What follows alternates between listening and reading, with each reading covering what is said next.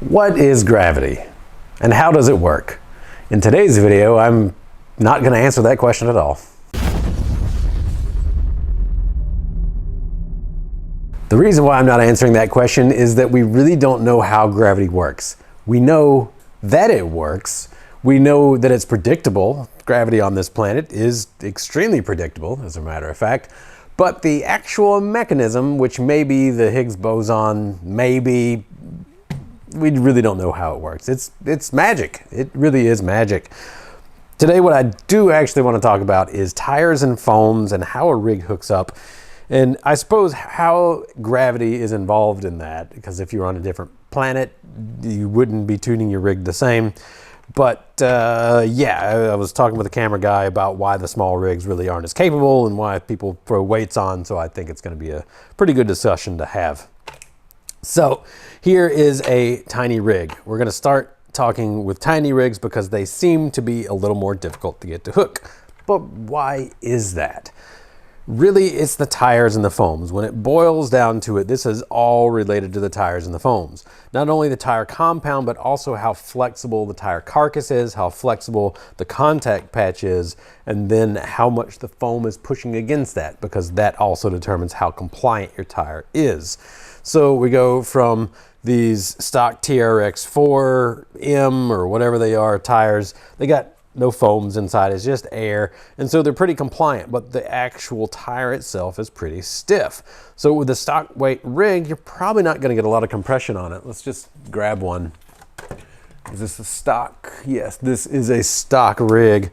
So when I throw it down, you can see there's really no conforming of the tires on there. It's not doing a lot. Okay, this tire's from this one. Sorry, still learning these small ones.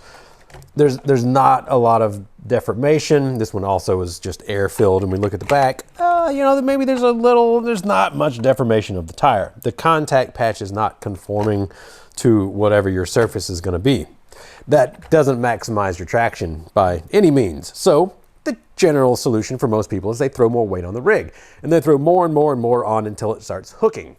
And that is certainly one way to do it. But with more weight on the rig, you're going to have a lot more forces on your rig. You're going to break parts more. Your electronics are going to be worked harder. Your runtime is going to go down. And generally, you're going to wear your rigs out faster, especially like the knuckles. You put a lot of knuckle weight, wheel weight, etc. It wears your rig out. So instead of just packing weight on the rig, the other way to tune to where you can have good traction is to start tuning your tires and your foams. Now, certainly I would suggest that most rigs do need a little bit of added weight.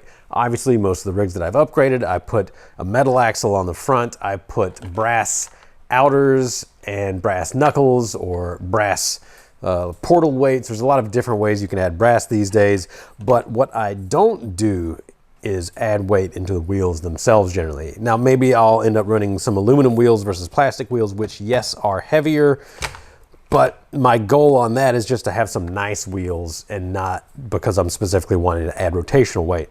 Rotational weight is actually a very bad thing for your drivetrain and your electronic system. However, maybe not on a really small rig like this, but on larger rigs, tent scale in particular, when you have enough rotational weight, you can actually forward reverse yourself back up.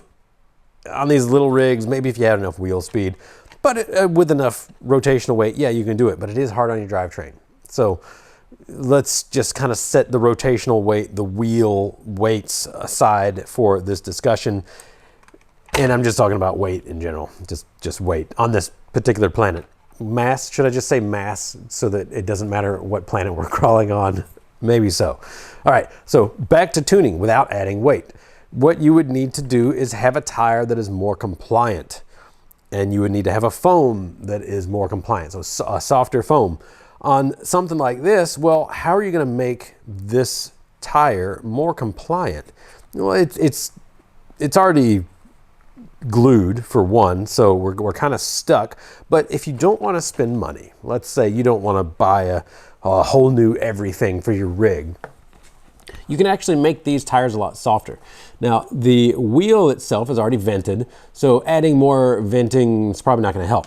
But what we can do is actually shave down this sidewall. So you can get a little drum sander on your Dremel, or if you have a random orbital sander would even work on this. just anything to where you can start taking off material. And do you really want to take the lugs off the side? Yeah, I mean, there's really not a lot of traction that happens with that. So, I mean, you could start with taking every other lug or every 3 lugs or however you wanted to do it, so that you can still have some side bite, but at the same time, you want to make all this rubber thinner. That's going to get you sidewall flex. Sidewall flex is the first part of having enough traction. The second part is having proper flex in the actual the contact patch itself. So a lot of times what I'll do is I'll end up cutting and siping tires, and that does remove a lot of materials. These are practically cut and siped right out of the box. It's actually, it looks pretty good. Every little bitty lug, it's probably not going to show up on camera, but every little bitty lug on these has a sipe going through them, which is, for a tire like this, a really small tire, that's really good. So to get more contact patch flex, you could remove 50% of the lugs or 25% of the lugs, something like that.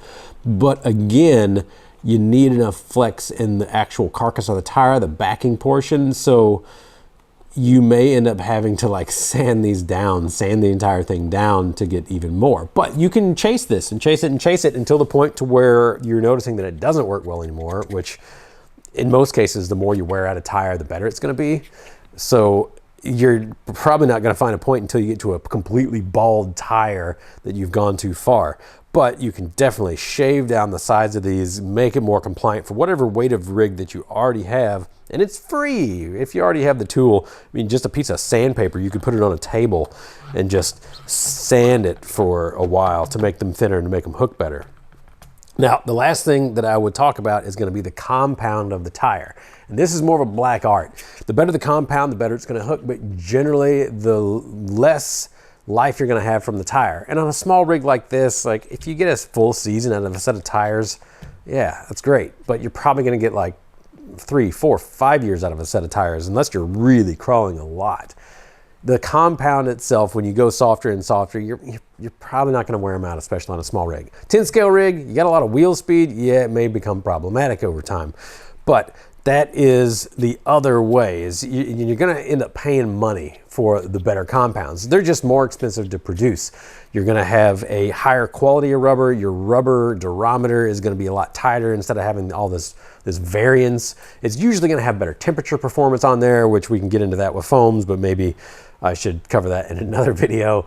And I don't know how much foam tuning there is available for these small guys in particular. With the 10 scale, it's near infinite, and that can be a video all in itself. But the first thing is, if you don't have tires that are going to flex enough, then you're just never going to have good traction. That's just all that it boils down to. So yeah, the compound, we can really get into the weeds on that because every different company has different methods of rating their compounds. And but generally, I mean, you could just ask your friends, what do you work, what hooks? If they're hooking better than you, then see what they're doing different.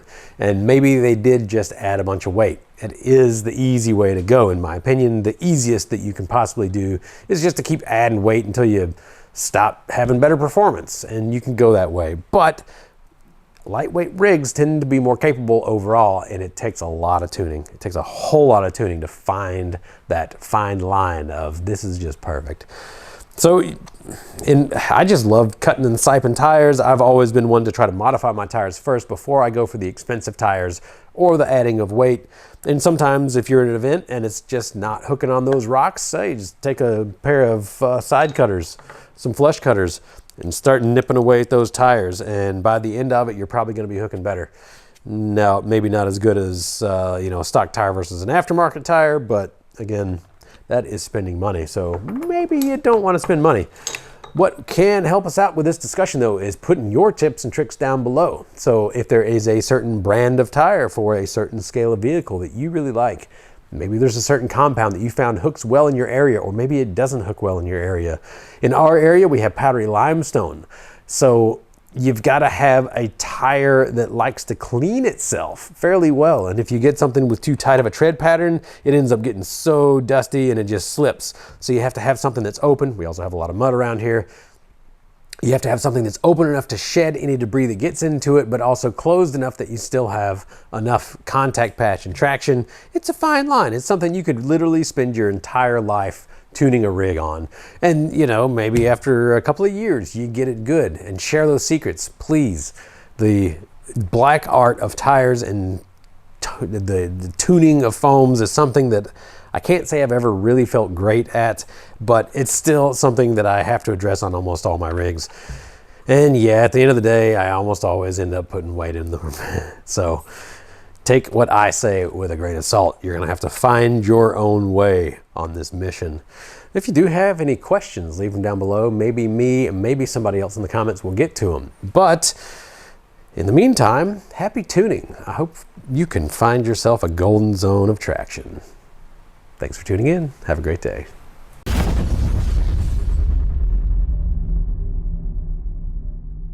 You've made it to the end of the video. Hopefully that means you liked what you saw.